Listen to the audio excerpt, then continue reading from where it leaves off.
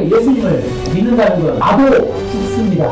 안팎이 찔러지는 것. 여러분이 그걸 목적으로 신앙생활을 하라 이 말이에요. 우리는 완전한 속죄일이라는 것은 예수 믿고 받을 성령 구원받는 자는 반드시 거듭나야 된다. 여러분 이거는 우리가 흔들리는 거 아니에요. 그렇다.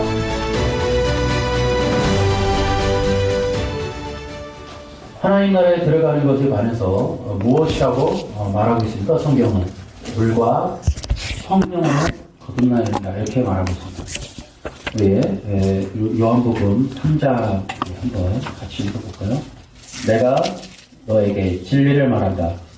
누구든지 다시 태어나지 않으면 하나님의 나라를 볼 수 없다. 또 3장 5절 내가 너에게 진리를 말한다. 누구든지 물과 성령으로 태어나지 않으면 그 사람은 하나님 나라에 들어갈 수 없다. 이거 너무 중요하지 않습니까? 하나님 나라에 들어가는 진리에 대해서 기록하고 있어요. 스톱. 거기 밑줄 치라고 그러거든요. 네, 그냥 말하면 되겠다. 네. 여러분 한번 밑줄 쳐보세요. 세 번째 줄에 믿음만으로 천국 가는가? 네, 그렇게 말하고 있지 않다. 반드시 거듭나야 한다. 이 말이 대단히 중요합니다, 여러분. 우리가 흔히 나 예수님 믿어요. 그러면 되는 거냐? 아니라는 거예요. 예. 거듭나야만 천국 갈 수 있다. 근데 이게 누가 얘기하셨어요? 예수님이 하신 거예요. 이것은 대단히 중요한 게 예수님이 말씀하셨기 때문에 그래요. 예수님이 말씀하셨기 때문에 이건 뭐다? 절대 진리다라는 거예요. 그러니까 이거 아니면 안 된다는 겁니다. 변할 수 없고 영원한 거예요. 거듭남은 천국 가는 데 있어서는 필수 조건이에요. 이거 예배는 시키면 안 돼요. 이거를 떼서도 안 돼요. 교회에서 복음을 전하면서 거듭남에 대한 딱 안 가르친다? 그 복음 아닌 거예요. 대단히 중요하다. 또 거기 나오죠. 지금은 진리 전쟁이 대단히 중요해요. 그러니까 진리로 세워지는 게 너무 중요하다. 지금 이 시대는 어떤 시대냐? 교회 안에 있는 성도들을 진리로 익힌다. 알고 익히게 하는 때예요. 그러니까 막 전도를 통해서 막 사람들 막 그 통보 이런 시대는 1980년대 한 거예요. 끝났어요. 지금은 코로나라고 하는 어떤 희지를 통해서도 한번 걸러진 거예요.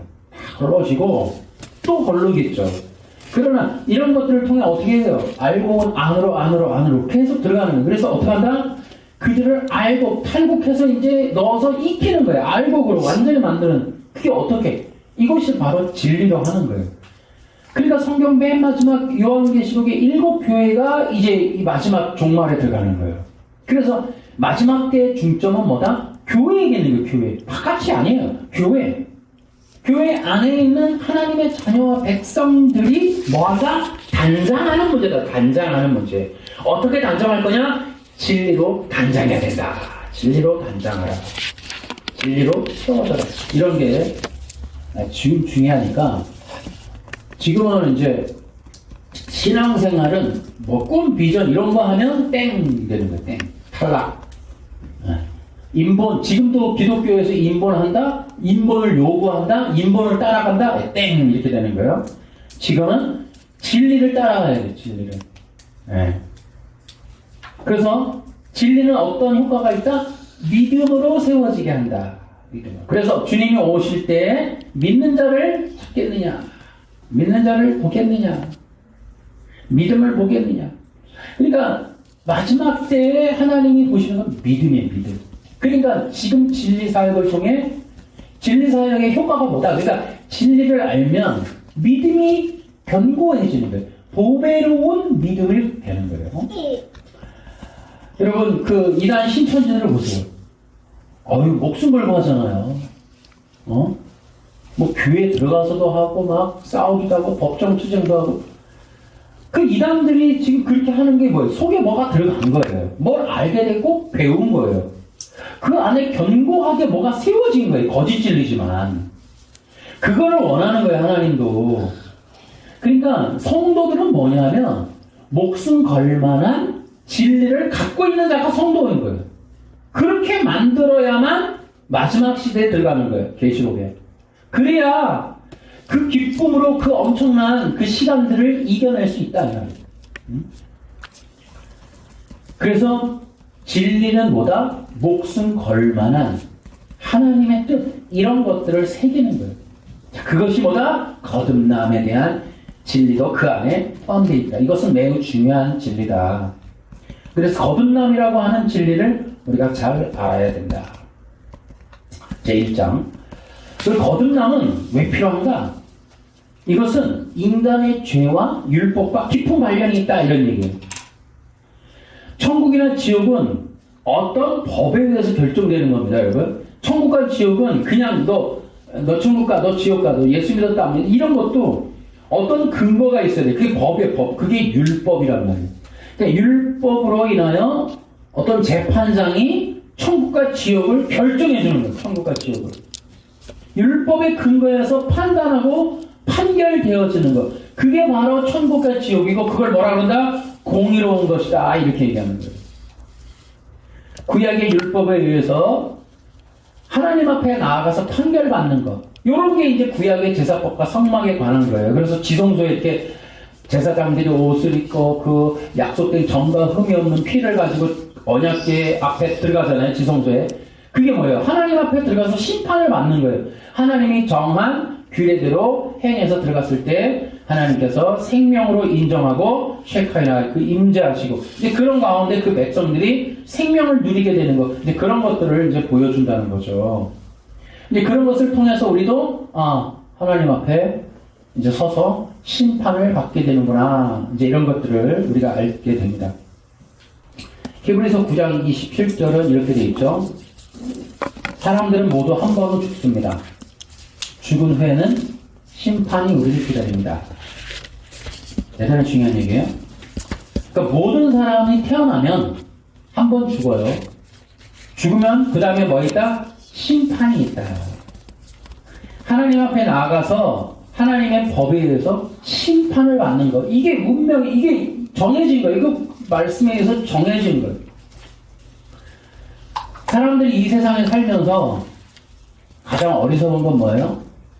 심판이 있으리라고 생각하지 않는 거예요. 여러분도 믿으십니까? 심판을 믿으세요? 그러니까 이런 진리가 있다는 거. 모든 사람이 한 번은 심판을 받는다는 거예요. 물론 우리는 이제 예수 믿고 성령 받고 거룩해진 자들은 심판받지 않습니다. 이미 심판을 받은 거예요. 끝난 거예요, 우리는. 그러나 모든 사람들이 이 땅에 태어나서 한 번은 반드시 심판을 받는데, 그 심판이 뭐예요?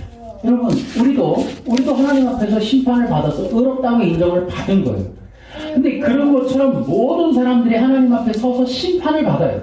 이게 뭐야? 기독교 진리가 이걸 말하고 있는 거예요. 그러니까 심판의 결과가 뭐다? 죽음 아니면 생명인 거예요. 그러니까 율법이 뭐냐면 어떻게 하나님 앞에 나아가서 생명으로 인정받을 수 있느냐에 대한 예법이에요, 예법. 그러니까 율법이라는 게 뭐냐면 거룩하신 하나님 앞에 어떻게 나아가야 우리가 의롭다, 하나님의 뜻에 합하다라는 인정을 받을 수 있느냐에 대한 예법이라는 예법. 그걸 규정해 놓으신 거예요, 율법을. 그러니까 우리는 그 율법을 통해서 하나님의 뜻에 맞는 그런 거룩함을 입어서 하나님 앞에 나아가는 것.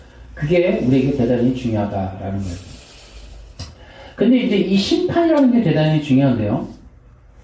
이제 이 심판을 얘기하면은, 여러분, 어떤 사람들은 난 기독교인이 아니에요. 나는 뭐 율법을 들어본 적도 없어요. 뭐 이럴 수 있으나, 이 심판은 핑계가 통하지 않는다. 모든 사람은 심판 앞에 서야 한다. 핑계는 통하지 않는다. 핑계가 통하면 심판받 지옥 갈 사람 하나도 없어요. 그러니까 이 진리는 반드시 필요한 거예요. 어떤 사람이 예수님을 안 믿어서 지옥 간다 해도 그 이유는 심판받았기 때문에, 그 뜻에 안 맞았기 때문에 지옥으로 선언받은 거예요. 그냥 무작정 뭐 예수 안 믿으니까 지옥 가. 그 법이 어디 있어요? 그 하나님의 법이라니까. 그 하나님의 법, 율법에 의해서 그렇게 규정이 되는 거예요.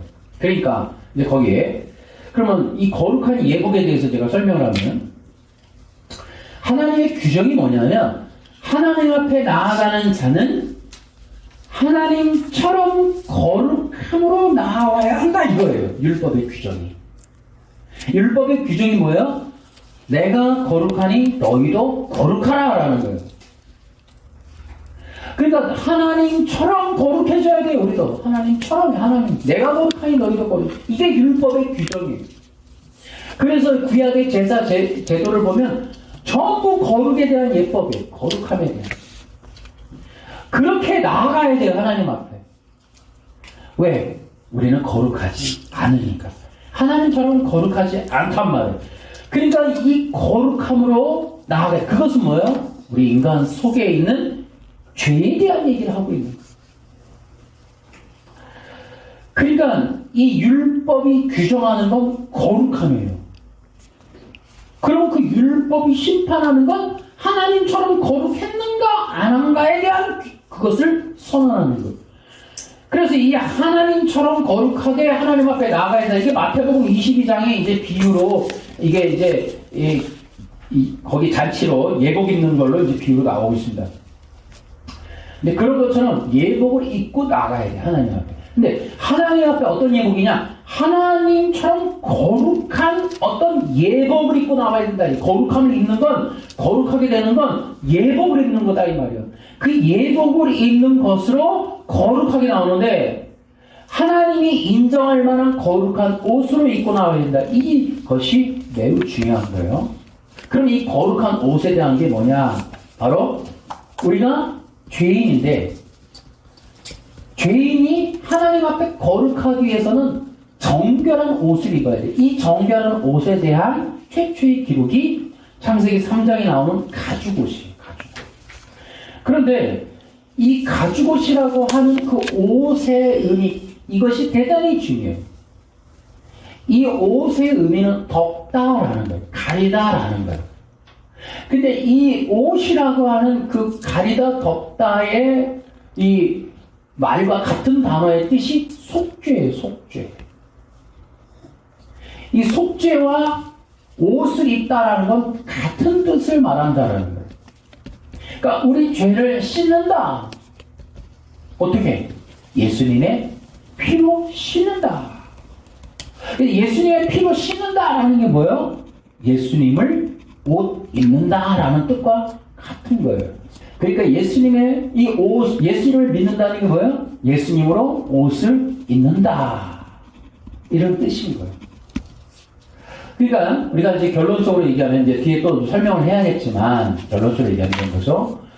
하나님이 내가 거룩하니 너희도 거룩하라 라는 것은 어떤 잔치에 초대된 어떤 그러한 비유에서 나오듯이 하나님 앞에 예복, 거룩한 그 뜻에만 그 잔치에 걸맞는 잔치에 나갈 때 반드시 입어야 무도회면 무도회에 나가야 되는 어떤 그런 절차, 뭐 결혼식이면 결혼 예복을 입는 것처럼 그런 예복을 입고 하나님 앞에 나와야 된다 그런 뜻인데 하나님이 원하시는 하나님이 기대하는 하나님 내가 거룩하니 너희도 거룩하라에 합당한 예복은 그 하나님의 아들이신 예수님을 말하는 거예요. 인간이 만들거나 세상에 있는 그 어떤 것으로는 하나님이 요구한 내가 거룩하니 너희도 거룩하라는 율법에 응할 수가 없어요. 하나님이 우리로 하여금 하나님처럼 거룩하라라는 건 불가능한 거예요. 우리 인간으로서는 어떤 것을 한다 해도 우리는 그 율법에 준할 수가 없어요. 그러면 하나님급의 하나님처럼의 거룩은 결국 하나님의 아들을 통하여 나아오란 뜻이라는 거예요. 그래서 우리가 예수님을 믿는다라는 건 뭐예요? 예수님을 믿음으로 우리가 의의 옷, 그 하나님 앞에 나아가는 적절한 합당한 예복을 입는 거예요. 하나님이 인정하고 원하시고 요구하고 하나님이 기대하고 기뻐하시는 예복은 예수님이시다 이거예요.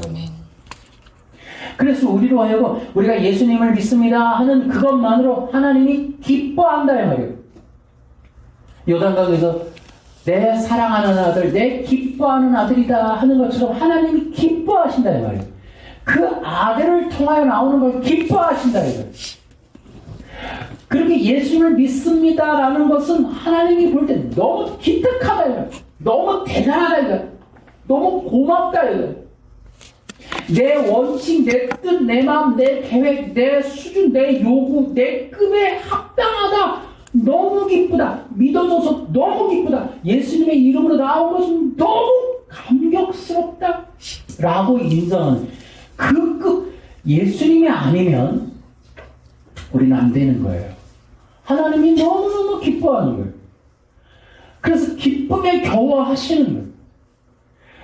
우리가 예수님을 믿는다 이 말 자체가 감격인 거예요. 하나님 입장에서. 그 예수님의 이름으로 합당하게 그 앞에 나아가는 자들이 너무 귀한 거예요. 하나님 보실 때. 그래서 그걸 의롭다라고. 이 의롭다가 뭐예요? 올바른 관계다. 이 올바른 관계가 뭡니까? 그 하나님의 율법에 준하는 자다. 하나님처럼 거룩하다. 그래서 그들을 하나님의 자녀다라고 불러주는 거예요. 누구를 보고? 예수님을 보고. 우리를 보는 게 아니고 예수님을 보시고 그 덮여온 그 이름으로 나온 자들이 기특한 거예요. 예수님의 이름을 보고 의롭다라고 인정하는 거예요. 그 예수님의 피의 옷, 그 예수님의 예복을 보고 그 신발을 벗고 뛰어나오시는 거예요.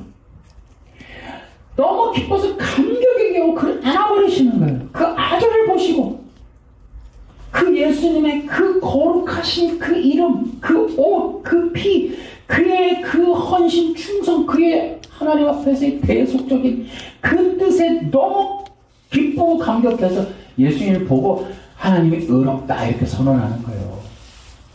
아멘? 우리는 예수님 안에 있을 때, 그리스도 안에 있을 때 자녀가 되는 거예요. 그리스도를 벗어나는 건 있을 수 없다. 그리스도 안에 있을 때 하나님이 자녀다라고 일컬어주는 거예요. 그래서 예수님이 이제 예수님을 따라서 우리는 양자가 되는 거예요.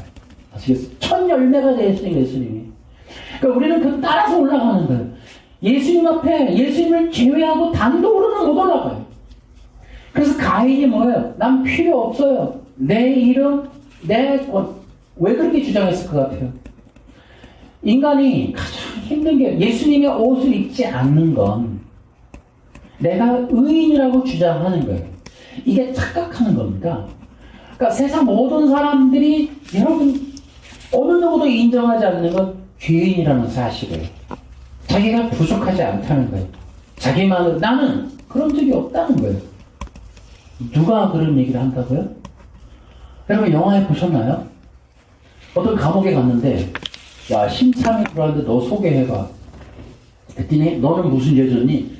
저는요 강도죄로 들어왔는데 저는 강도한 적이 없어요. 다 웃잖아요. 맞아. 여기 있는 사람 한 명도 죄인 없어. 우리도 죄진 적 없어. 다 그런 게 농담이잖아요. 인정 안 하는 거예요. 인정할 수 없어요. 왜요? 남 탓하는 거예요. 내가 그럴 수밖에 없었고 그래서 나는 잘못이 없고 나는 한 번도 죄진 적이 없고 나는 내가 부족한 게 없는데. 여러분 아담이 사탄에게 충동을 받은 이유도 거기 있는 겁니다. 여러분 그래서 여러분 중요한 게 뭐예요? 하나님 앞에 거룩한 것은 오직 예수님의 이름밖에 없다. 아멘? 이것이 뭐예요? 얼마나 귀해요? 자기 의를 버리는 거예요. 나의 뜻, 나의 올바름, 내 주장, 내 권세, 내 이름. 나는 나만으로 충분해요. 나는 나만으로 깨끗하고 정결해요. 나는 죄진 적이 없으니 나는 중보자도 필요 없고 나는 구원도 필요 없고 나는 이것이 가장 악하래. 하나님 보실 때 그걸 악으로 보는 거야. 악으로. 이 악이라고 하는 것이 점차 발전되는 거예요. 그러니까 이 자기를 주장하는 거 이게 악이에요. 악. 그 악한 내 뜻을 주장하고 내 마음대로 하려고 하고 나는 전부 신적인 존재의 모든 것이 부족함이 없고 이런 게 속에 있는 악의 극악함. 그 극악함이 발전하여 그리스도를 믿지 않는 죄를 범하는 겁니다. 자, 인간의 죄와 또 이 부분을 한번 우리가 살펴볼 필요가 있어요. 여러분, 여기 부분에서 대단히 중요한 게 뭐냐면, 조금 전에 얘기를 했지만, 아담의 죄가 뭐냐라는 규정이에요. 아담의 죄를 이제 규정하는 게 있습니다. 자, 제가 이 얘기 거기다 썼죠. 이것은 영적 전쟁, 진리 전쟁에서 너무너무 중요한 거예요, 여러분. 그러니까 아담의 죄를 뭐라고 규정할 거냐가 종교를 가르는 거예요. 그래서 인간의 죄가 과연 단순한 선악과 먹은 도덕적 문제였느냐, 아니면 사도 바울이 말하고 있는 믿음의 문제였느냐. 갈라디아서 3장에 나오지 않습니까? 너희가 성령 받은 게 믿음이냐? 그러니까 아담의 죄조차도 행위의 문제냐 혹은 믿음의 문제냐로 구분해 볼 수 있습니다. 전 세계 종교는 두 가지로 나뉘는 거예요. 결국 율법의 종교, 행위 종교냐 믿음이냐. 여러분, 죄는 아담부터 시작했는데요, 우리가 아까 앞에서 얘기했던 율법의 요구, 하나님 앞에 나아가는 정결한 예복이라는 것을 아담한테 한번 적용해 보자는 거예요. 그러면 왜 그러냐면, 여러분, 우리가 이렇게 한번 생각해 볼까요? 아까 율법 얘기 해드렸잖아요. 하나님 앞에 하나님처럼 거룩해서 나아가야 하는 예법에 대한 거라고. 이 문제를 아담에게 적용할까요? 아담은 면제시켜줄까요? 최초의 사람이니까 면제시켜주는 게 맞겠나요? 어떻게 생각하세요? 그러니까 아직까지 죄 짓지 않았으니까 그에게 무슨 죄가 있었겠어? 죄가 없었을 텐데. 율법은 그 다음 사람들에게 한 거겠지. 그리고 그 예법은 시내산에서 나온 거 아니야? 그러니 아담을 예외시켜 주지 뭐. 이렇게 볼 수도 있고요. 이렇게 보는 게 현재 행위언약, 웨스트민스터 신앙고백서, 전 세계 90%의 기독교는 아담을 면제시켜 줬습니다. 근데 우리가 그 문맥을 가만히 보면은 어쨌든 심판을 당했고 죽임을 당했고 후손이 동일하게 우리는 지금 죽임을 똑같이 받았어요. 전가받았어요. 그리고 우리는 이제 전가받았는데 우리는 예수님을 믿고 나아가고, 아담은 도대체 뭐를 어떻게 구원받겠다는 건지 모르겠지만 이상하게 성경의 앞뒤가 안 맞는 얘기들로 신앙고백서 교리들이 다 꽤 맞춰져 있다는 거죠. 저는 웨스트민스터 신앙고백서를 공부하고 목사된 장로교 목사지만 2025년 현재는 저는 웨스트민스터 신앙고백서를 받아들이지 않습니다. 그래서 웨스트민스터 신앙고백서가 규정해 놓은 아담은 이 원래 율법, 하나님 앞에 나아가야 되는 절차적인 하나님의 언약에서 제외시키고 하는 일을 저는 받아들이지 않습니다. 아까 말씀드렸던 그러한 율법의 원칙적 예법에 저는 아담도 동일하게 넣고 싶어요. 넣을 겁니다. 넣어야 된다고 생각합니다. 그래서 거기 보시면은 아담도 피조물이고 아담도 인간입니다. 하나님의 피조물이라고 되어 있지 하나님과 같은 존재라고 되어 있지 않습니다. 육체이고 피조물인데 선악과 먹기 이전에 이미 그는 하나님처럼 되겠다는 마음을 먹었던, 마음에 심각한 부패한 죄가 있었던 존재였습니다. 그를 면제시킬 수 없어요. 그를 단지 거듭남이나 믿음이 필요 없는 행위만으로 구원이 가능한 사람이었다. 그의 죄를 보건대 로마서 5장의 10절 이하에 나오듯이 아담의 죄를 분석해주고 있는데, 사도 바울은 그 사도 바울이 아담의 죄를 분석했듯이 아담도 죄인인데 그를 통하여 세상에 죄가 들어왔다고 했습니다. 여러분, 이미 로마서 5장은 외신서를 따르지 않습니다. 이미 아담을 통해서 죄가 들어왔어요. 그가 이 하나님의 이 엄청난 율법에서 제외될 이유가 없어요. 하나님의 율법에서 이 아담을 제외시킨 외신서는 부당하다. 저는 말도 안 된다라고 저는 보는 거예요. 그리고 도덕법이다. 여러분, 하나님이 도덕으로 구원받게 하셨을까요, 아담을? 있을 수 없다요. 모든 인류가 죄와 사망 가운데 지금 이처럼 초토화되는 죄로 다 죽어버리는 이 상황으로 몰고 가는 일이 도덕법이었겠습니까? 네, 있을 수 없는 얘기다. 그런데 거기 보면은 또 이제 이 아담의 죄의 결과가 부끄럽다라는 말이 나옵니다. 그래서 지금 내가 늘 지적하듯이 어린이 성경에는 죄를 짓고 난 다음에 뻘거벗은 걸 알게 됐다. 그러니까 성경이 얼마나 악해요, 여러분. 외신서가. 성경이 아니라 외신서가. 여러분, 그러니까 쉽게 얘기하면 에덴 동산에서 나체로 살았다는 거예요. 근데 죄 짓기 전에는 나체로 살아도 부끄러움을 몰랐다는 거예요. 그런데 죄 짓고 나니까 서로 알몸을 보니까 부끄러워서 이제 옷을 입었다는 거예요. 여러분 어떻게 생각하세요? 아니 저는 가끔씩 정치인들을 보면은 우리 사람들, 국민들을 개돼지로 보는 거 아니냐 이런 말을 하는데 저는 외신서를 보면서 굴욕을 느낍니다. 모욕감을 느낍니다. 아니 우리를 개돼지로 보지 않고서야 아니 나체로 살았다는 거야. 아담과 하와는 옷이 없었을 테니까. 근데 죄 짓고 나니까 부끄러워서 이제 그때서야 이제 나뭇잎을 가렸다는 거예요. 그럼 이게 말이 되는 얘기냐? 있을 수 없는 얘기다. 이게 부끄럽다라고 하는 것도 물리적인 얘기가 아니에요. 여자의 후손도 그렇고 선악과도 다 이게 물리적으로 어떤 단어적인 게 아니라 그 의미적이고 뜻이적이고 복음적인 영적인 내용이 들어있는 거거든요. 부끄럽다는 게 말 그대로 벗었음을 알았다는 거예요. 아까 얘기했죠? 하나님 앞에 예복을 안 입는 자가 마태복음에 보니까 쫓겨나는 장면이 나와요.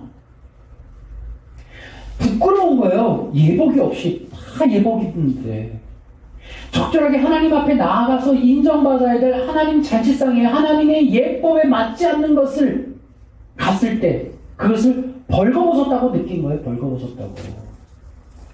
그것이 부끄러운 거예요. 그것이 부끄럽다. 그랬더니 뭐예요? 막바로 무화과 나무 잎으로 그 부위를 부분적으로 가리는 걸 해냅니다. 열심히.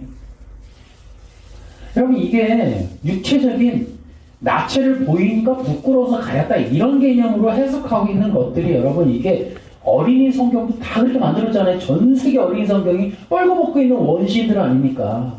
있을 수 없다 이런 거죠. 도대체 언제서부터 누구에 의해서 이런 조작이 일어나느냐. 그래서 이것은 뭐예요? 예복에 대한 거예요. 하나님의 복음적인 얘기를 하고 있는 겁니다. 성경은. 역사 얘기나 어떤 동화 얘기가 아니에요. 하나님과 인간의 관계성입니다. 태초에 창조한 하나님과 거룩한 하나님과 그 인간이 어떻게 하나님의 영원한 언약을 이룰 것이냐. 구약과 신약. 어떻게 그 언약이 구약에 어떻게 신약에 성취될 것이냐에 대한 그런 놀라운 구원에 관한 하나님의 진리에 관한 내용들을 얘기하고 있지 최초 태어난 어떤 오스트랄로피테쿠스 이런 얘기를 하고 있는 게 아니라고요. 응? 그 뻘거벗고 살았다 말이지 인간은. 근데 그거 몰랐다. 죄져서 서로 죄짓기 전에는 너무 순결해서 순수해서 봐도 뭐 그런 게 말 같은 소리를 하세요. 그런데 이렇게 성경을 모독적으로 해석한 이 신학이 전 세계 90%를 지금 장악하고 있다 이 말이에요. 아니 100%인데 이제 이 행위언약 외신서를 벗어난 듯한 교단이 있지만 실제로는 다 같은 원리, 같은 사람들이 만들어 놓은 것들인 거예요. 그래서 사실은 100%입니다 이거. 근데 이런 것들이 지금 교단 신학도 지금 되어 있다. 그러니 만일 아담의 죄를 우리가 온전케 회복시켜 준다면 기독교는 뒤집어지는 거예요. 교단 신학도 바꿔야 되는 거예요. 이 영상을 보고 많은 목사님들이 비난을 하시겠지만은 저는 외신서를 정말 어떻게 이거를 비판하고 다시 분석해서 올바로 만들어야 될지 정말 큰 숙제다. 한국의 그 정희철 목사님이 이단같이 뭐 그렇게 된 것 같은데, 그분이 이제 행위언약을 반대하는 영상이나 그 유튜브나 그 사이트를 운영하시더라고요. 뭐 저는 그런 영향을 받지는 않습니다. 절대로 누구 거 보고 하진 않습니다만 그런 사람이 있다는 걸 아는데, 저도 역시나 행위언약, 이 도덕법 문제, 제가 이거 다 영상과 책으로 다 해낼 겁니다. 이런 문제들이 정말 우리 기독교를 왜곡하고 변질시키고 바꿔버린 주범들이다. 외신서가 1247년 영국에서 만들어진 것서부터가 저는 이거 큰 어떤 전략적인 문제였다. 저는 이렇게 보고 있습니다. 자, 또 계속해서. 자, 거기 이제 중보자라고 제가 표현되어 있는데요. 그래서 여러분, 아까 율법은 하나님 앞에 나아갈 때는 어떤 예법에 의해서 나가야 된다. 그런데 거기서도 하나님 앞에 나아갈 때 인간은 절대로 혼자서 갈 수 없다라는 걸 말하는 거예요. 인간은 죄인이기 때문에 인간은 절대로 인간 스스로 혼자서 하나님 앞에 단독자로 설 수 없다라는 거예요. 반드시 인간은 하나님 앞에 나아갈 때는 중보자가 있어야 돼요. 이것을 또 어떻게 알 수 있느냐? 이게 바로 언약 신학에 나오는 거예요. 그래서 이 중보적인 존재라는 게 대단히 중요한 거예요. 구약에서는 모세가 그 중보자적 역할을 합니다. 그리고 예수님이 신약에서, 새 언약에서 예수님이 중보자적 역할을 해요. 언약에 매개되어 있습니다. 이 매개가 뭐냐면, 구약은 어린 양의 피로 약속을 맺어요. 그리고 신약은 예수님의 피로 그 약속을 맺습니다. 히브리서 13장 20절.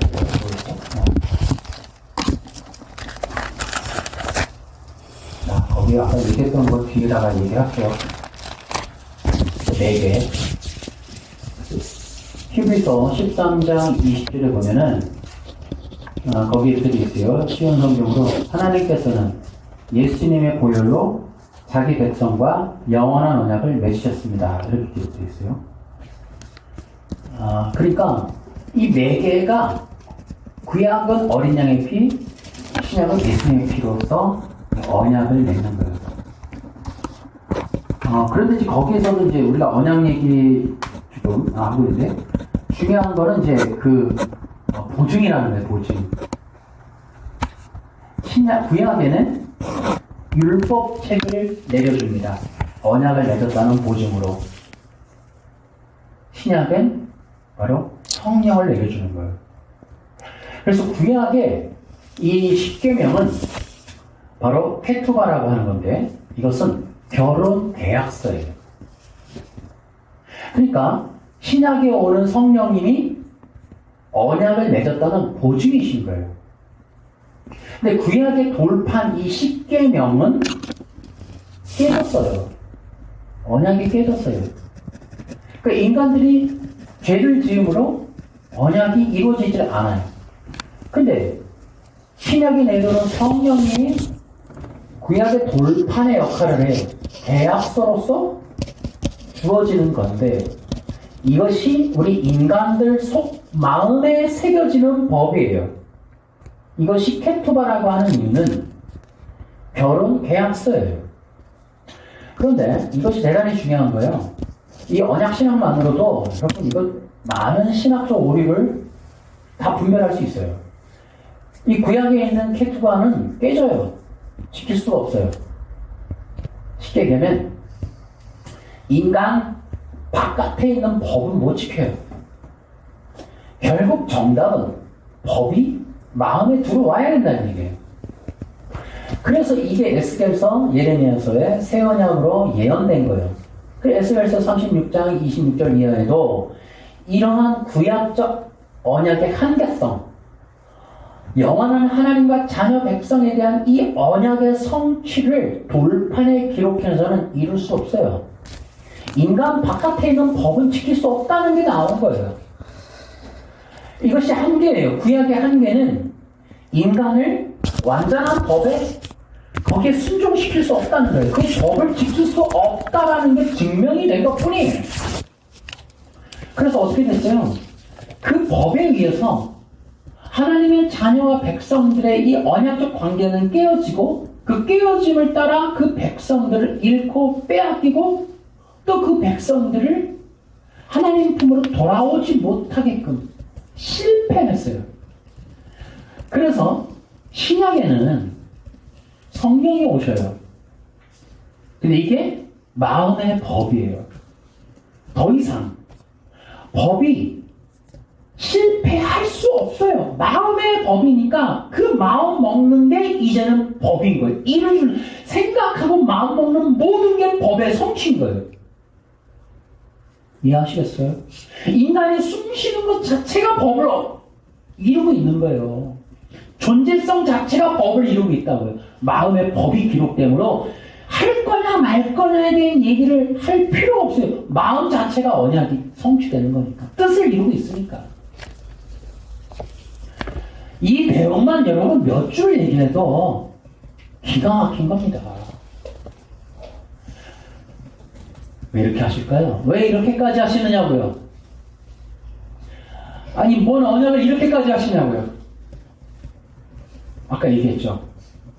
구약에 이 언약을 지킬 수 없게 됨으로 인하여 하나님이 어떤 결과를 받으셨다고요? 잃고 빼앗기고 실패했어요. 하나님의 목적은 다시는 잃어버리거나 빼앗기거나 실패하지 않는 완전한 언약을 맺을 것이다. 그리고 이 언약은 영원한 언약이 될 것이다. 이게 새 언약입니다. 이거 성취가 뭐다? 하나님의 계획이고 목적이고 신약을 향한 하나님의 전진이에요. 전진. 그럼 사탄은 뭐예요? 이거 막아야죠. 사탄은 이거 막는 거예요. 그래서 사탄이 할 수 있는 최고 전략이 뭐냐? 나중 얘기지만 알고만 계세요. 성령 회방입니다. 그 신학과 신학과 신학교와 교리와 설교와 교단을 통해 최대치로 해야 될 일은 성령을 회방하는 거예요. 성령의 은사, 중지론이 그래서 나오는 겁니다. 신학이라는 이름으로 할 수만 있다면 최대치로 해야 되는 게 성령의 임재, 방해를 하는 겁니다. 그래서 성경 해석에도 그게 들어가는 거예요. 성경 해석에서도 뭘 해야 되느냐? 다 좋다 이거야. 예수님도 말하고 그리스도도 말하고 다 하라 이거야. 단 성령 받는 복음을 싹 빼버리는 거예요. 그래서 성경 전체에서 이걸 가려버리고 싶은 게 고넬료 집안의 사건인 거예요.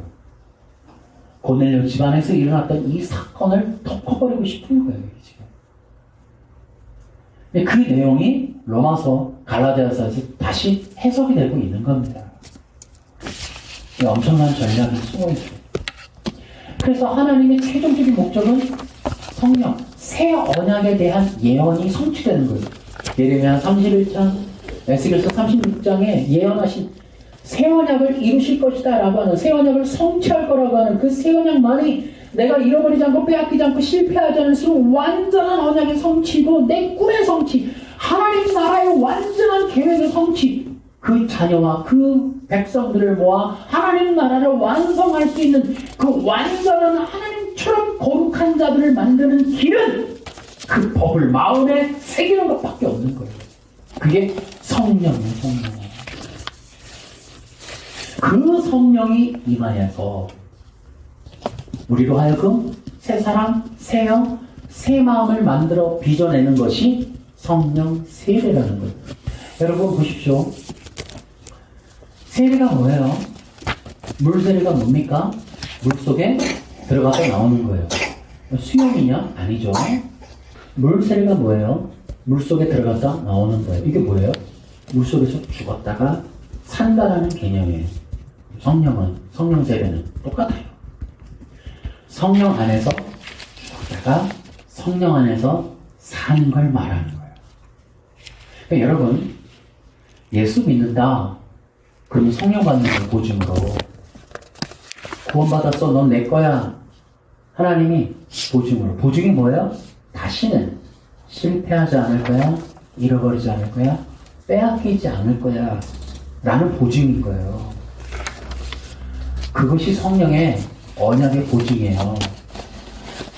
우리가 성령을 받을 수밖에 없고 성령을 주시는 이유는 영원한 언약 성취에 대한 보증으로 주는 거예요. 내가 이제는 실패하지 않을 거며 빼앗기지 않고 잃어버리지 않을 거야. 그러니까 성령이 오셔서 우리로 하여금 하나님의 예복 입고 하나님 앞에 나아가는 데 있어서 올바른 의의 사람을 만들어 주는 거예요, 우리를. 그래서 우리에게 역사를 하시는 거예요. 그래서 우리가 성령 안에서 죽고 성령 안에서 산다는 건 성령 안에서 옛사람이 죽고 더러운 죄의 사람이 죽고 성령으로 인하여 살아나는 성령으로 먹고 마시고 충만해지는 성령의 사람으로 다시 태어나는 게 홀리 스피릿, 거룩한 영으로 다시 태어나는 사람이 되는 게 성령 세례인 거예요. 물 세례처럼 거룩한 영혼으로 우리를 다시 태어나게 하는 것. 아멘? 그것이 성령 세례다. 자, 일단 에베소서 4장 30절에 하나님의 성령을 슬프게 하지 마십시오. 하나님께서 마지막 날에 여러분이 구원받을 것을 보증하시기 위해 우리에게 성령을 보내주셨습니다. 이렇게 말씀을 또 해주시고요. 그것뿐이 아니에요. 우리로 하여금 하나님께서 성령 안에서 새로운 사람으로 빚으시기 위해서 우리를 또 이제 이 보증에 대한 얘기는 고린도 후서 5장 5절에 또 한 번 나옵니다. 이것을 우리에게 마련하시고 우리에게 보증으로 성령을 주신 분은 하나님이십니다. 이렇게 얘기를 또 해주십니다. 그러니까 계속해서 우리는 성령 안에서 그 하나님께서 우리에게 영원한 구원을 보증하신다. 그 다음에 고린도전서 6장 11절 체크하시고 여러분들 한번 찾아보세요. 제가 읽어볼게요. 여러분 중에 여기에 속한 사람들이 있었습니다. 그러나 여러분은 우리 주 예수 그리스도 이름과 우리 하나님의 성령으로 씻음을 받고 거룩해졌으며 의롭다함을 받았습니다. 이렇게 읽고 있어요. 그러니까 성령 안에서 씻음 받고 새로워지고 의롭게 되어지는 그 과정을 성령 안에서 이루시는 거예요. 그게 성령 세례로 우리가 표현되어 있고 그것이 사도행전 15장에 나오는 거고 그것을 통하여서 우리로 하여금 이제 뭐한다? 그것을 거듭났다 그러는 거예요. 따라할까요? 물과 성령으로 거듭나 다시 태어나. 네, 이것이 거듭나. 성령 안에서 죽고 다시 사는 거예요. 자, 그럼 이것을 한번 정리해 볼게요. 그러니까 우리는 어떤 거냐면은 예수 믿는다라는 거는 잘 들어보세요. 예수 믿으면 아까 정리해 볼게요. 아까 원리로만 예수 믿으면 그분이 우리 죄를 씻어주세요. 어디 죄를? 마음속의 죄를 씻어요. 아까 얘기했지만 구약 제사의 한계는 뭐냐면 짐승의 피예요. 언약의 보증이. 근데 이 언약은 깨질 수밖에 없는 이유는 짐승의 피로는 인간의 죄를 씻을 수가 없어요. 어떤 죄? 마음속의 죄를. 그런데 이 마음속의 죄를 씻어야만 거룩해지는 거예요. 진짜 거룩. 그런데 이 마음속의 죄를 씻으면 어떻게 되느냐? 그것이 바로 예수님의 피다. 자, 우리 히브리서로 한번 가볼게요. 자, 히브리서 보세요. 9장 9절. 이것은 현재를 위한 비유입니다. 예물과 제사로는 예배드리는 자의 마음속까지 깨끗하게 할 수 없습니다. 이게 구약의 한계예요. 구약의 한계. 그런데 그 다음 넘기시면 거기 이제 14절에 보면은 중간에 그리스도의 피는 어떻습니까? 그의 피는 죽음에 이르게 하는 행동에서 우리 마음을 깨끗하게 하고 살아계신 하나님을 섬기도 부족함이 없다. 그러니까 우리 마음을 깨끗하게 하고 또 10장 2절에 보면 만일 율법이 그들을 완전하게 할 수 있었다면 예배드리는 사람들 깨끗하게 더 이상 죄에 붙지 않을 것이며 죄물 드리는 일도 그쳤을 것입니다. 그러면서 뭐라고 되어 있어요? 4절에 그것은 염소나 황소의 피로는 죄를 깨끗게 할 수 없다. 이게 구약의 제사의 한계란 말이에요. 따라해볼까요? 우리의 마음에 죄는 예수님의 피로 씻는다. 예수님의 피로 씻는다. 아멘. 아멘. 그래서 우리 보세요. 저를 보세요. 예수님의 피를 씻어요. 뭘로? 예수님의 피로 뭐예요? 우리 마음을 씻어요. 자, 닦았어요. 그게 되셨죠?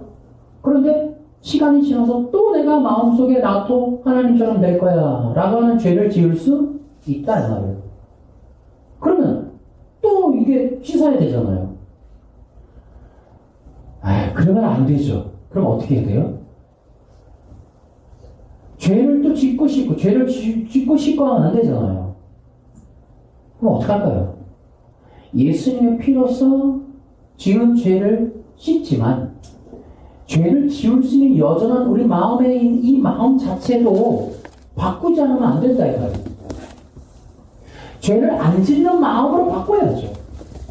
더 이상 죄를 지을 수 없는 마음으로 바꿔야죠.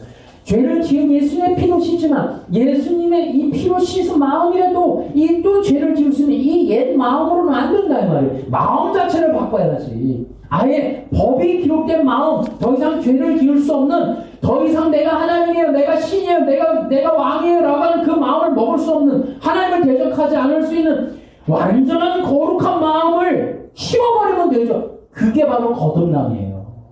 그게 새 언약이라고. 그러니까 새 언약은 거듭남을 약속하는 게 거듭남이에요.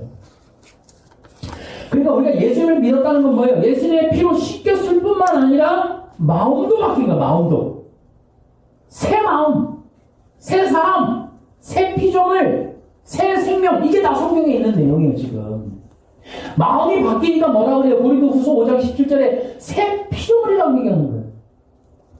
새 사람을 입었더라 이렇게 얘기하는 거예요. 새 사람을 입었다. 여러분, 근데 그 마음도 어떻게 바꿔요? 잘 들어보세요. 이게 복음이에요. 아브라함의 복음이 이거예요. 예수님이 죽으신 그 피로, 예수님의 피로 내 마음을 씻지만, 그러면 난 예수님의 의복을 입었다 쳐요. 예수님이 흘리신 피로써 내 안에는 나는 내가 안 바뀌는데 예수님이 예복을 입고 나아가는 거야. 예수님 믿습니다 하면 되지만 하나님이 아무리 예수님의 이름을 본다 한들 그 안에 있는 인간이 안 바뀐 거, 그 안에 있는 심지, 그 마음의 심보가 여전한 것도 그냥 보시느냐? 아니라 말이에요. 그 마음을 바꿔야죠. 그 중보자, 예수님을 중보자로 나아가는 건 당연한 거지만, 그러나 예수님을 중보자로 나아오는 그 제사자도 바뀌어야 돼요.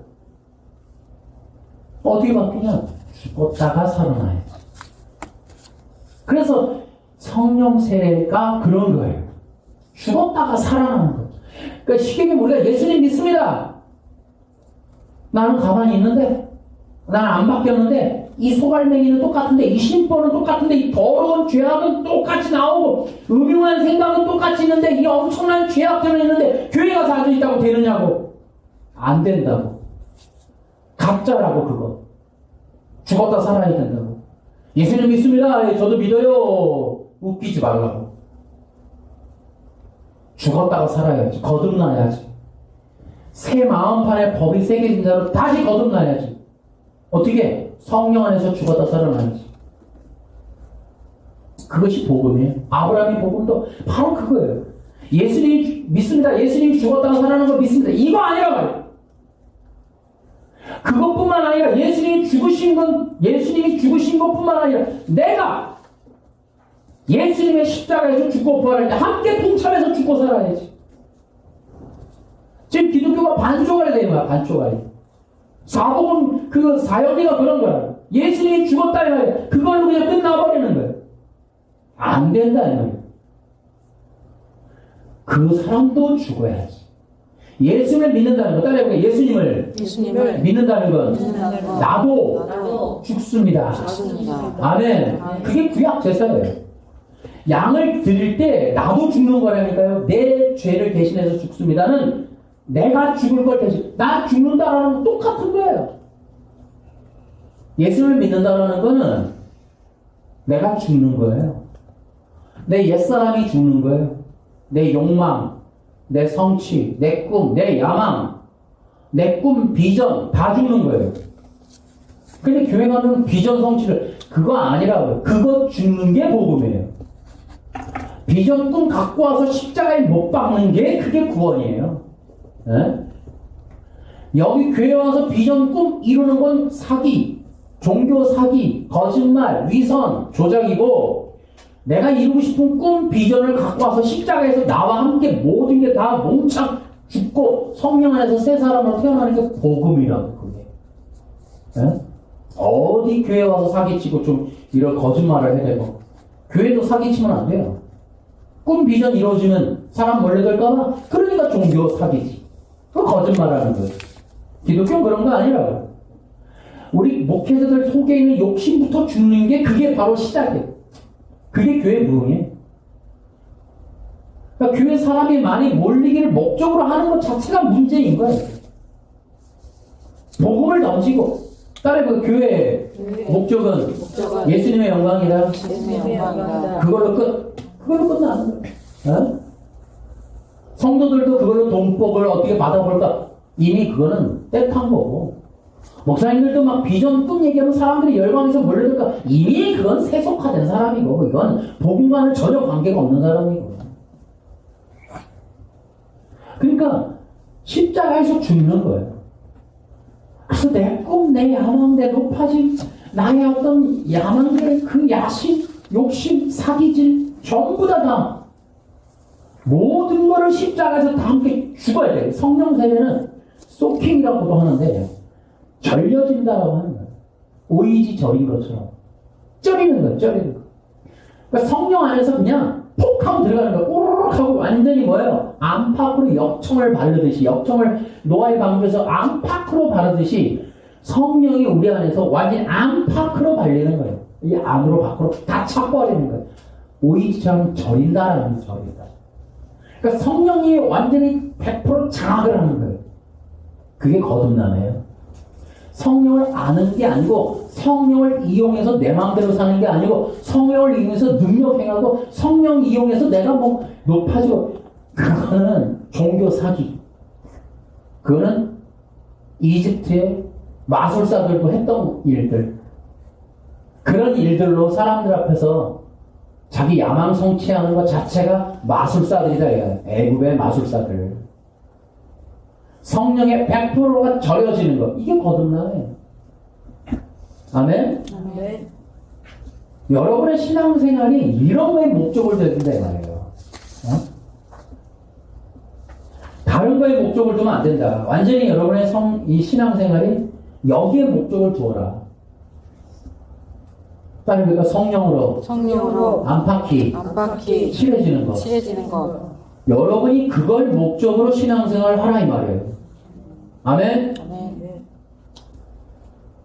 부딪히면 안 돼. 이 안에서 이미 성령의 법이 쓰여졌다라고 나는 여러분들을 보고 있는데요. 부딪힐 수 없어요. 그러니까 이미 다 포기하는 거예요. 내가 세상에 대해서 죽고 세상이 나를 대해서 죽노라. 나는 매일 죽노라. 예수님도 십자가를 지고 나를 따르라 했잖아요. 그러니까 예수님을 따르려는 건 있을 수 없어요. 자기가 살아서는 안 돼. 주여 내가 병든 자를 고쳤고 내가 뭐 했고 기적을 행했습니다. 미안하다. 그런 거 갖고는 안 되고 아버지의 뜻을 행했는데 알고 있는 것과 상식과 다르다 이 말이에요. 다르다. 예수님이 말씀하시는 건 일반적인 종교 신과는 다르다 이 말이에요. 다르다.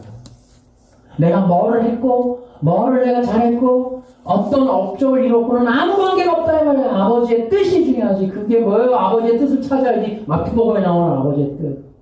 최종적인 아버지의 뜻이 뭐예요? 그것이 거듭남에 대한 얘기다. 여러분 거듭나셨습니까? 아멘? 이 방법밖에 없어요. 뭐예요? 천국 가는 거 이거밖에 없다 그랬어요. 천국 가는 건 절대법이라고 했습니다. 안 바뀌고 하나밖에 없어요. 예수 믿고 구원이고 뭐고 다 갖고 와봐요. 이거와 여기에서 하나로 된다니까요. 거듭남도 있지만 이것도 있다. 뭐 예수님만 믿으면 되지 않나? 거듭나지 않아도 하여튼 뭐 여러 가지 생각하세요. 다 속는 거니까. 절대법이에요. 바뀌는 거 아닙니다. 예수 믿는다는 것 자체가 거듭남을 말하고 있는 거예요. 그러니까 이 거듭남이라고 하는 진리가 천국 가는 거라면 이거 하나입니다, 여러분. 무서운 얘기. 내가 니고데모 이 이야기를 계속 할 수밖에 없는 건 너무너무 중요하기 때문입니다. 성경의 복음을 완전 신구약을 관통하는 얘기는 이게 전체를 합하면 거듭남이에요. 이 거듭남이 소개되지 않는 이유, 예수 믿고 천국 간다라고 하는 것과 거듭남의 최대의 큰 차이가 뭔지 아십니까?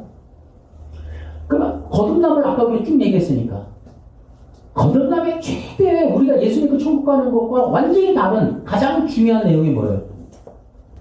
그러니까 여러분 예수 믿는다는 것과 다르게 꼭 기억하셔야 돼요. 이 요한복음에 7장에 가면은 장차 예수 믿을 때 받을 성령, 이거 너무너무 중요해요. 에베소서 1장 13절 14절 그 복음을 듣고 믿을 때 보증으로 성령을 주신다. 이 부분, 이런 것들이 이 새 언약계에 들어있는 너무 중요한 건데 이것이 성령 세례에 들어가 있는 거예요. 그리고 거듭남에서 굉장히 중요한 건 뭐냐면 성령이 포인트인 거예요. 거듭남은 성령으로 죽고 사는 문제거든요. 근데 예수 믿고 그냥 어떤 타자, 내 밖에 있는 나를 위해서 죽었다는 어떤 구원자라고 하는 메시아, 인간이었을지 신이었을지 약간 헷갈리는, 어쩌면 인간이었는데 좀 잘 살아서 신격화된, 도덕의 율법을 완전히 지켜서 그리스도로 격이 격상됐다고 여겨지는 어떤 사람, 그 사람이 죽었다는 것에 대해서 인정하는 것으로 내 구원이 완성되는 것. 이런 개념으로 지금 이 개혁신학과 얹어져 있는 인본신학이 전부 이렇게 얽혀져 있단 말이에요. 진짜 이게 분통 터지는 일인데, 이런 신학과는 완전히 다른 것이 바로 거듭남이라는 거예요. 그래서 그들이 거듭남 얘기 못하는 거예요. 말해도 다 뒤집어졌어요, 지금. 그러니까 우리가 지금 이 거듭남이라고 하는 예수님이 말하는 절대법, 이것을 우리는 주의해야 된다. 이것을 염두에 둬야 된다. 구원받는 자는 반드시 거듭나야 된다. 여러분, 이거는 우리가 흔들리면 안 돼요. 이거 싸움입니다.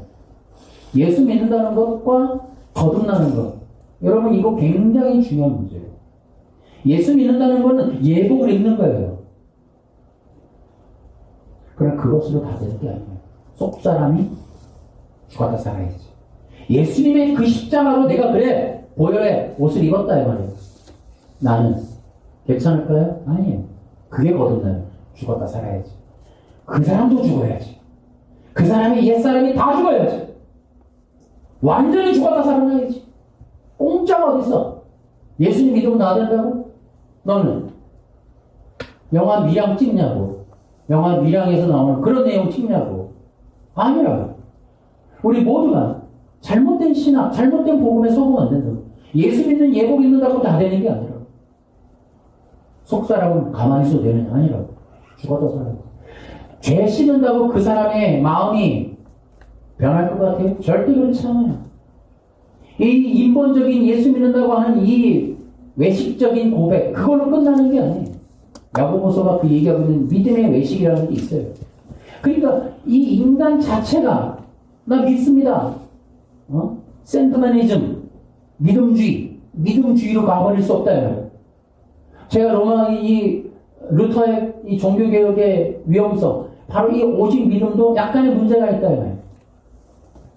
이런 문제성, 오직 믿음만으로. 나 예수 믿었습니다. 안 된다고. 그걸로는 우리의 속마음이 율법의 정죄를 피할 수가 없다고. 오직 믿음만으로 가라. 그러면 성경은 전체는 그렇게 얘기하잖아요. 그래서 그것을 바울은 마음에 새겨진 것에 대해서 얘기하는 거예요. 율법이 요구하는 대로 행하였다면 그 마음에 뭔가 새겨질 것이다. 그래서 이것을 반드시 조건하되 행하라. 예수 믿는 것만으로는, 그래서 로마서 1장에서 8장 1절에서 4절까지 우리가 율법의 요구, 죄된 인간의 속마음을 정죄받는 그 문제를 해결하는 것. 그게 성령의 역할이다. 그러니까 예수 믿는 것만으로 안 된다. 믿음으로 우리가 속죄받지만은 그러나 그 속사람이 거듭나야만 한다. 거듭나야만 한다. 그렇지 않으면 속사람이 거듭나지 않으면 계속해서 율법은 정죄할 것이고 죽음의 저주에서 벗어날 수 없을 것이다. 인간이 완전한 구원을 받으려면 죽음의 저주에서 나와야 된단 말이에요. 죄와 사망 권세에서. 그러나 예수님 믿습니다. 지금의 이런 고백만으로는 부분적이라는 거예요. 그건 무화과나무 잎에 불과하잖아요. 우리를 완전한 속죄에 이르게 하는 것은 예수 믿고 받을 성령입니다. 아까 우리가 고린도전서인가요? 후서인가 6장 거기 읽었듯이 그 성령으로 씻는 문제, 이게 대단히 중요한 문제다 말이에요. 그런 것들이 없이 우리가 그냥 마냥 그냥 되는 것이 아니다. 고린도전서 6장에 아까 우리가 읽었죠? 거기에도 나오죠. 여러분은 우리 주 예수 그리스도의 이름과 예수 그리스도의 이름으로 나가는 거예요. 예수 그리스도의 이름의 옷을 입는 거예요. 우리 하나님의 성령으로 씻음을 받고 거룩해졌으면 의롭다함을 받았습니다.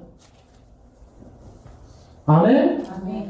야, 입고 나왔으니까 됐다. 아니라고. 그것만이 아니고 그 안에 속사람.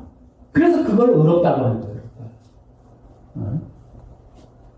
그 속사람의 씻음과 거룩해짐. 이 일을 위해서는 예수 믿음과 더불어 성령의 세례가 반드시 필요합니다. 이것이 온전한 복음입니다. 여러분이 이렇게 우리가 이 시대적으로 굉장히 중요한 거듭남, 성령에 의한 성령 세례와 새 언약, 새 마음, 새 영, 새 마음판에 새겨지는 새 법에 대한 이야기. 이것이 바로 하나님의 구원이고 의로움이라고. 이것이 이루어져야 율법의 정죄가 면하게 되고 필요하고 자유케 된다. 그래야 죽음의 저주에서 우리 면하게 된다. 아멘. 아멘. 이것이 하나님의 자녀됩니다. 기도합시다. 하나님 아버지, 이렇게 진짜 거듭남이라고 하는 영적 진리가 밝혀지기 어려운 이유는 앞으로도 계속 저는 이런 외신서, 웨스트민스터 신앙고백서의 행위언약과 도덕법에 대한 문제, 이것이 얼마나 심각한, 기독교를 왜곡하고 있고 기독교를 종교화하고 종교로 전락시키고 불교와 유교와 이슬람과 통합시킬 수 있는 원치, 원리, 이 모든 게 행위언약과 도덕법이었고 그 원리가 결국 500년 뒤에 전 세계 종교 통합으로 이어지는 율법 종교로 믿어도 예수 믿어도 율법 준수 반드시 필요해 라고 하는, 믿고 나선 10계명 지켜야 돼, 10계명 지키신 예수님, 이런 식으로 만들어 놓은 것 때문에 우리의 구원이 완전히 왜곡되어 있다는 것, 이런 부분들 때문에 하나님 다시 한번 우리가 예수 믿고 받을 성령에 대하여 이해해야 될 이 거듭남의 진리를 잘 믿고 구원받고 영생하고 하나님의 자녀가 되는 놀라운 권세를 얻는 일들이 있게 주시옵소서. 예수님의 이름으로 기도하옵나이다. 아멘.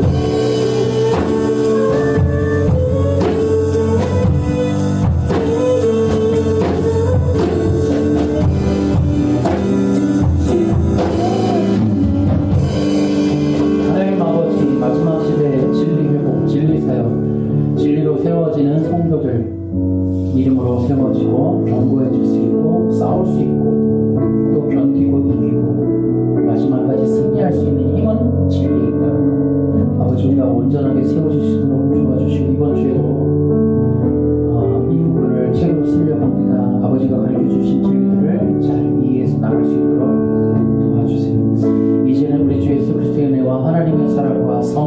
인도하심과 충만하심이 예수 믿고 받을 성령으로 인하여 하나님의 영원한 의와 약속이 성취되는 귀한 백성들이 여기 있습니다. 이 예배자들 머리 위에 또 앞으로도 예수 믿고 받을 성령으로 거룩해질 모든 자들 위해 또 그렇게 맺어질 그 백성들, 이 진리로 연합할 자들, 적어도 외신서에 대한 의문점을 가진 자들, 행위 언약을 거부하는 모든 자들, 그런 자들과의 연합 위에